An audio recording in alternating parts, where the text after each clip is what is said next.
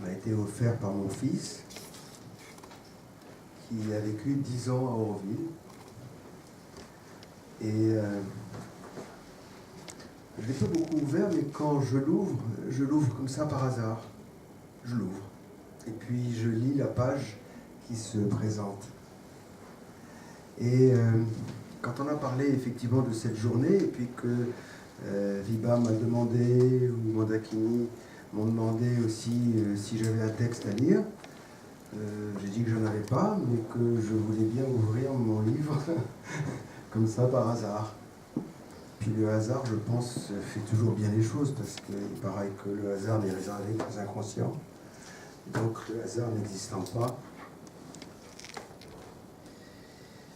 voilà, je suis tombé, si j'ose dire aussi, sur ce texte dans la vie divine. Il concerne la matière. Alors, ça va, c'est bon, impeccable.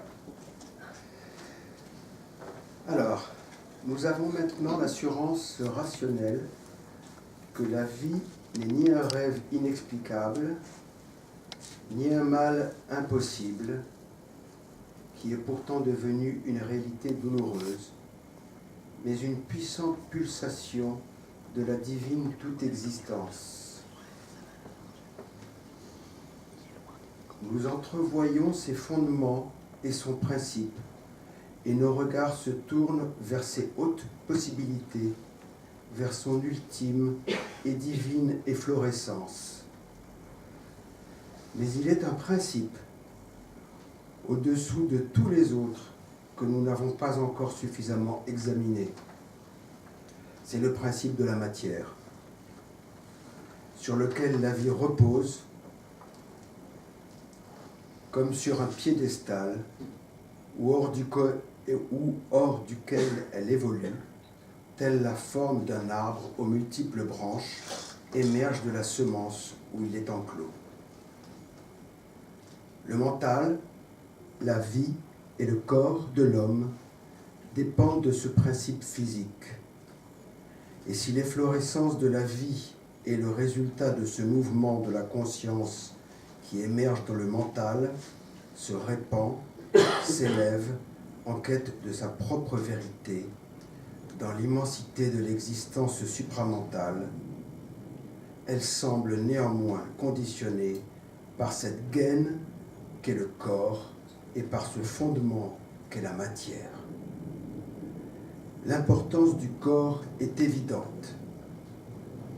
C'est parce qu'il a été doté d'un corps et d'un cerveau capables de recevoir et de servir une illumination mentale progressive, ou qu'il les a développés, que l'homme s'est élevé au-dessus de l'animal. De même, ce ne peut être qu'en développant un corps, ou du moins un fonctionnement de l'instrument physique capable de recevoir et de servir une illumination plus haute encore, qu'il s'élèvera au-dessus de lui-même pour atteindre à une humanité parfaitement divine, non seulement dans sa pensée et dans son être intérieur, mais dans la vie. Sinon, ou bien la promesse de la vie se verra annulée, son sens anéanti, et l'être terrestre ne pourra réaliser Satchitananda qu'en s'abolissant lui-même, en se dépouillant du mental, de la vie et du corps, pour retourner au pur infini. Ou bien l'homme n'est pas l'instrument divin. Une limite est fixée au pouvoir consciemment progressif qui le distingue des autres existences terrestres. Et de même qu'il les a détrônés, de même un autre être devra finalement le remplacer pour assumer son héritage.